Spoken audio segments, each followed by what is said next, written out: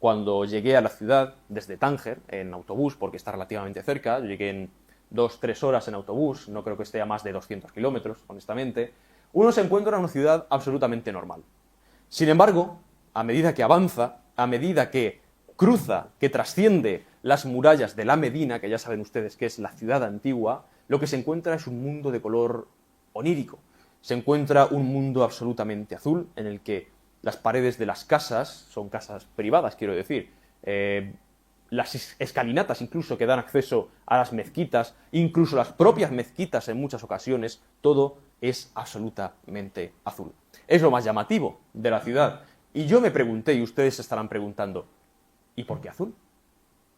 ¿Hay algún motivo para pintar una casa y otra después, y otra que le siga, y así toda una ciudad de azul? ¿Y por qué azul y no otro color? Bueno, hay varias teorías, no dejan de ser teorías, pero hay varias, como les digo, ideas que sugieren el por qué los habitantes de Chefchaouen decidieron pintar sus casas de azul. Esto es algo relativamente reciente. Quiero decir, hasta 1930, hasta la década de 1930, Chefchaouen era un pueblo normal, de los montes del Rif en el norte de Marruecos. Como apunte, como paréntesis, me gustaría decirles que los montes del Rif son una continuación de la cadena montañosa de la Subbética en el sur de España. Es decir, en el sur de Córdoba, por ejemplo, en la zona de Zueros, que es una zona arqueológica también bastante interesante desde la prehistoria, donde está la cueva de los murciélagos. Se ha encontrado un asentamiento incluso neolítico, paleolítico. Pues esa cadena montañosa en la que está inmersa esta zona continúa por debajo del mar, continúa a través del estrecho y vuelve a emerger, en el norte de Marruecos. Por lo tanto, lo que uno se encuentra es un paisaje muy familiar, ¿de acuerdo? Como les decía, ¿por qué azul? ¿Por qué se pintó este pueblo de azul a partir de 1930?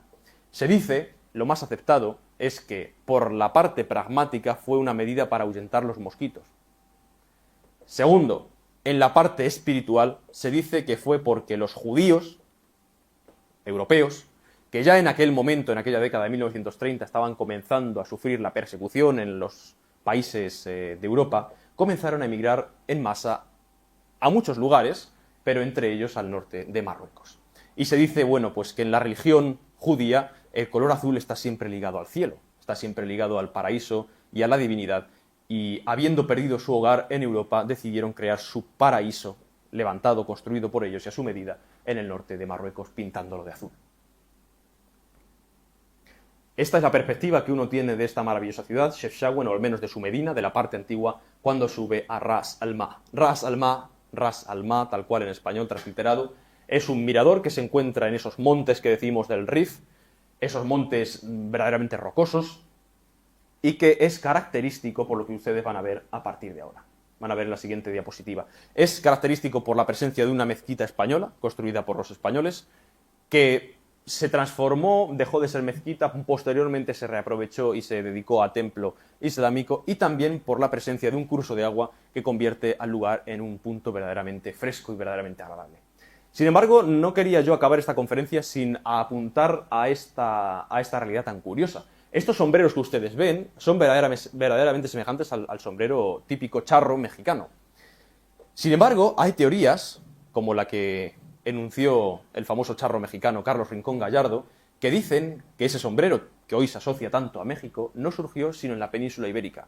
Y no es que surgiera aquí, sino que además lo trajeron los árabes. ¿Qué árabes? Los que invadieron España, los que establecieron al-Ándalus con esos sombreros de ala ancha desde el norte de África. Por lo tanto, la sucesión, según este charro mexicano, es que los bereberes y los árabes que habían cruzado el estrecho por el norte de África trajeron ese sombrero, hecho de paja, sencillo, barato, fácil de hacer y fresco en verano, a la península ibérica, y los españoles, cuando entraron en América y la conquistaron, la trasladaron allí. No deja de ser una teoría, pero también bastante interesante, y podemos ver que actualmente se usa. Quiero decir, eso no era una zona, en principio, turística, donde están esos señores vendiendo esos frutos secos. Vemos más imágenes, vemos más estampas de ese maravilloso mundo azul de Chefchaouen, en el que, pues, evidentemente, hay una realidad turística bastante importante. Y yo creo que uno de los puntos más curiosos y más hermosos de la ciudad es este patio, que se llama el Patio del Té, el cual es de visita obligatoria si uno va a Chefchaouen, y no deja de ser una casa particular, es decir, es el patio de una casa que sin embargo, siendo conscientes de la hermosura y de la belleza que tiene su propia casa particular, pues han decidido cobrar la entrada a los turistas por un módico precio para que vean esa maravilla de, bueno, pues además de los instrumentos típicos del campo, los instrumentos tradicionales del lugar, si uno gira a la derecha se encuentra también ropa bereber, es decir, un mundo en el que poder descubrir la realidad de esta ciudad. No todo es azul. En Chefchaouen ustedes ven aquí los tonos rojizos de la Kasbah, es decir, aquella ciudadela, aquella fortaleza que hemos visto en Tánger, por ejemplo, también se encuentra en Chefchaouen. Y la vemos aquí en contraste con los montes del Rif, hemos dicho aquellos montes de la Subbética que por debajo del mar vuelven a emerger en el norte de África. Y, sinceramente, podemos decir que Chefchaouen es un crisol de culturas.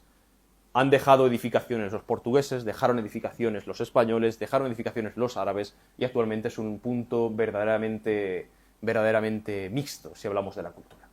Esa es la mezquita española de la que le hablaba anteriormente, que está en lo alto del mirador en los montes del Rif de Ras Al-Ma, y aquello es el cementerio de Chefchaouen. ¿Y por qué les traigo yo una foto del cementerio? Bueno, creo que es bastante curioso que en la mayoría de los países árabes los cementerios, los camposantos, parezcan abandonados. Esto es el cementerio actual. Además, siempre se suele enterrar así en Marruecos, es decir, dejando en el centro la tierra, muchas familias plantan plantas con flores, en fin, es muy típica esa construcción de las tumbas, y viene esa realidad de verlo prácticamente abandonado, de la concepción profunda que tienen los musulmanes en general de la muerte y el concepto que tienen de esa realidad. Es decir, para la mayoría de ellos, o para los que se atengan a lo que cree su religión, al menos, la muerte no deja de ser el momento final de la vida, pero no tiene mayor importancia. Y además, el Islam, les recuerdo, prohíbe o desaconseja profundamente visitar las tumbas de los hombres, de los prohombres, santos, podemos decir entre comillas, o de las gentes de tu familia.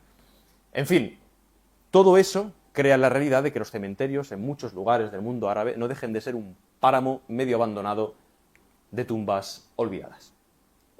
Y así, para acabar con esta exposición, me gustaría hablar de la gastronomía, porque siempre que uno visita un país, yo creo que probar la comida típica del lugar es un punto importante, e incluso si uno no puede visitar ese país, probarla en su lugar, el lugar en el que habite, pues le hace viajar sin moverse del sitio. Y les voy a hablar, por ejemplo, de los muhallal. Muhallal es la palabra árabe para decir, literalmente, algo sumergido en vinagre, significa esa palabra. Es decir, son los encurtidos. Lo único que no solamente hay encurtidos de lo típico que tenemos nosotros, las aceitunas, los pepinillos, las cebolletas, sino que también meten frutas, por ejemplo, y hacen vinagretas de frutas, algo verdaderamente curioso. Algo, sinceramente, muy famoso, el cuscús y el tajín, se hace con sémola de trigo, el tajín se hace o se cocina, mejor dicho, en un recipiente típico, que es de donde le viene el nombre al plato. Este recipiente se llama tajín, tiene una tapa que tiene forma de pirámide, se cuece dentro, está hecho de barro, y cuando ya está cocinado se destapa y se sirve. La kefta y la pastela. La pastela es una sorpresa, no deja nunca de ser una sorpresa porque combina, podemos decir, el sabor salado y el sabor dulce. Tiene la canela, tiene pollo, tiene también masa, tiene sal y tiene azúcar, por lo tanto es algo bastante curioso para nosotros que estamos acostumbrados a diferenciar el dulce del salado. Y la kefta, pues sería algo muy similar a lo que nosotros entendemos por unas albóndigas en salsa.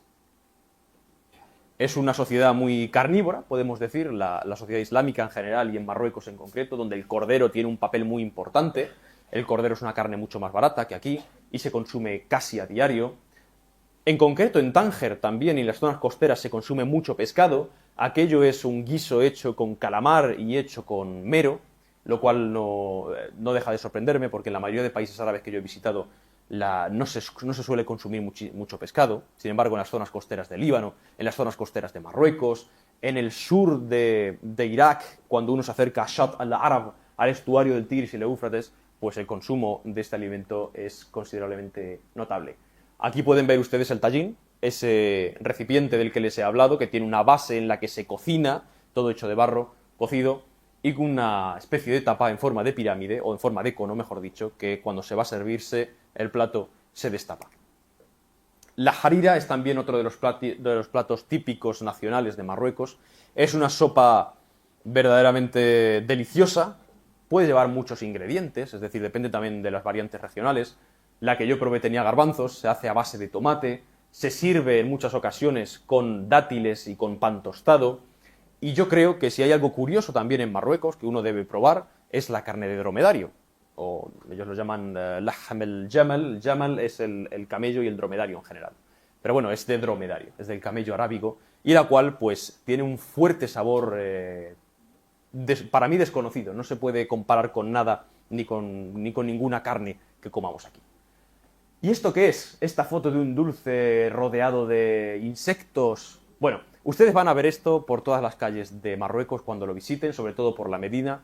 Vendedores ambulantes que tienen dulces absolutamente conquistados por los insectos y en concreto por las abejas. Para nosotros puede parecer algo sinceramente repulsivo. De hecho, el amigo con el que iba yo me dijo, yo eso no me lo voy a comer. Pero para ellos es un signo de que es un dulce hecho con miel pura. Es decir, si el dulce se pone al aire y las abejas solamente acuden al dulce, significa que está hecho de miel y no de azúcar. Por lo tanto, la calidad es mucho mayor y habrá muchos más compradores. Y para acabar, bueno, pues simplemente referirme a estos dulces, que la mayoría, como les he dicho, están hechos de frutos secos picados, están hechos de miel y están hechos de hojaldre, lo cual los convierte en, francamente, más saludables que aquellos que se hacen pues con productos procesados o con azúcar o con, qué sé yo, con el famoso aceite de palma, y que hacen de Marruecos pues un país francamente interesante en la gastronomía. Y simplemente para acabar ya del todo con la conferencia, me quería despedir con esta foto hecha en la ciudad rosa, la ciudad roja también la llaman, de Marrakech, en la que podemos ver a un anciano con esa jellabilla, podemos verlo, he dicho que esto era septiembre, ya empezaba a refrescar, y que es la imagen típica que ustedes van a ver en ese viaje que tienen tan cerca. Simplemente acabar diciendo que, como he dicho antes, esta es la mezquita de Hassan II, una construcción absolutamente portentosa, para la cual se edificó una plataforma en lo alto del mar, es decir, eso era mar, antes de construir la mezquita de Hassan II, cuyo minarete tiene una altura superior a 200 metros de minarete, y que se construyó de esa manera para traer a la realidad, podemos decir, una aleya coránica, es decir, un versículo del Corán que dice que Allah tiene su trono por encima de las olas del mar. Así que se edificó esa especie de explanada enorme encima del mar o asentada sobre la superficie del mar, y se edificó encima esa maravillosa mezquita que también conviene visitar en otro viaje. Así que si quieren ustedes, damos paso a las preguntas o a las dudas que tengan o a los comentarios. Muchas gracias.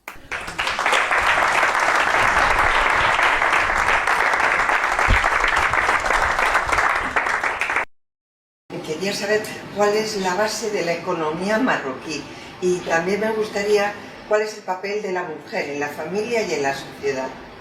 Los principales ingresos del Reino de Marruecos, bueno, son varios. Actualmente es importante el que viene del turismo, sobre todo en ciertas ciudades, como las ciudades costeras, como las ciudades del sur, muy al sur, donde está el desierto y se hace pues, muchas veces excursiones, podemos decir, turísticas, pero yo diría que el principal ingreso de Marruecos es la agricultura. O sea, es un país eminentemente agrícola y puede sorprender, porque bueno, quizás tienen ustedes una imagen de Marruecos de un país absolutamente desértico, pero hay muchas zonas de Marruecos francamente verdes. Ustedes han visto Chefchaouen en medio de unos montes que podría ser cualquier cadena montañosa en España. Es decir, la economía marroquí yo creo que tiene, como decimos, fuentes e ingresos variados. Yo apuntaría sobre todo a la agricultura, al sector agrícola y cada vez más al turismo, diría. En cuanto al papel de la mujer, no deja de ser sorprendente que un país tan cercano a Europa, que está a apenas 14 kilómetros de España, sea tan distinto. A mí me sorprendió la profunda fe islámica que tienen los marroquíes, es decir, en algunos momentos incluso se puede tildar de extremismo, se puede tildar de cerrazón, bueno, eso ya depende de quién lo evalúe, pero es verdad que es un país profundamente islámico. Sin embargo, en este país la mujer tiene un papel más destacado que, por ejemplo, en Irak, el país del que hablábamos ayer.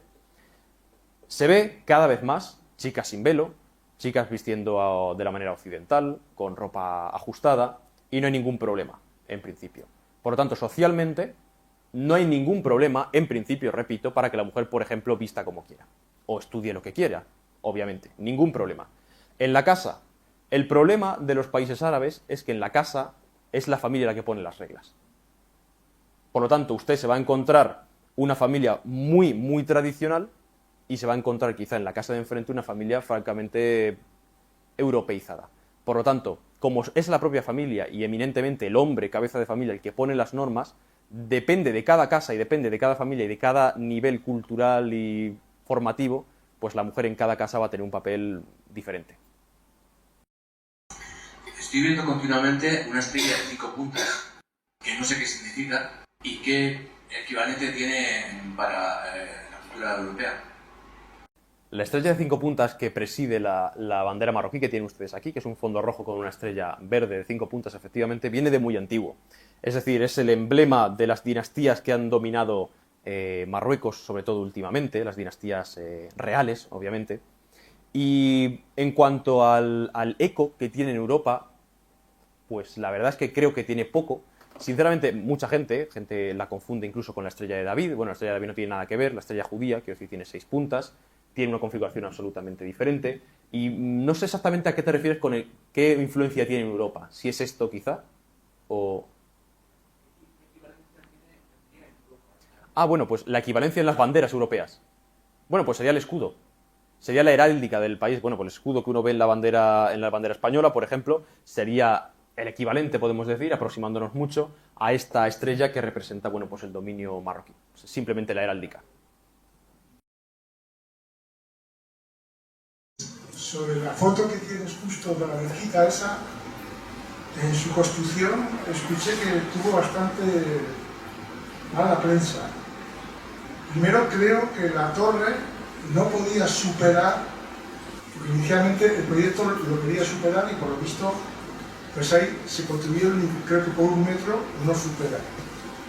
Luego el presupuesto se debió disparar enormemente para un país como Marruecos, hasta el punto que el rey sugirió a las familias pudientes del país que las alianzas de oro matrimoniales fuesen donarse pues para poder recubrir de oro. ¿Qué hay de eso? Efectivamente, la mezquita de Hassan II en Casablanca tuvo bastante mala fama en su momento de construcción. Se dice incluso que fue un cementerio, es decir, que muchos murieron allí, que quedaron pues sepultados en los cimientos. Yo no sé qué porcentaje de realidad tenga eso o de leyenda, pero sí es verdad que el presupuesto para levantar semejante proeza fue altísimo. Es decir, solamente tiene uno que verla desde fuera, pero cuando entra se da cuenta de que está delante de un prodigio. Ese techo que ustedes ven, color verde, color del Islam, color también vemos presente en la estrella de la bandera de Marruecos, se despliega. Es decir, cuando es Ramadán y hay miles de personas dentro rezando, tiene que haber algún tipo de ventilación, porque además están durante mucho tiempo dentro.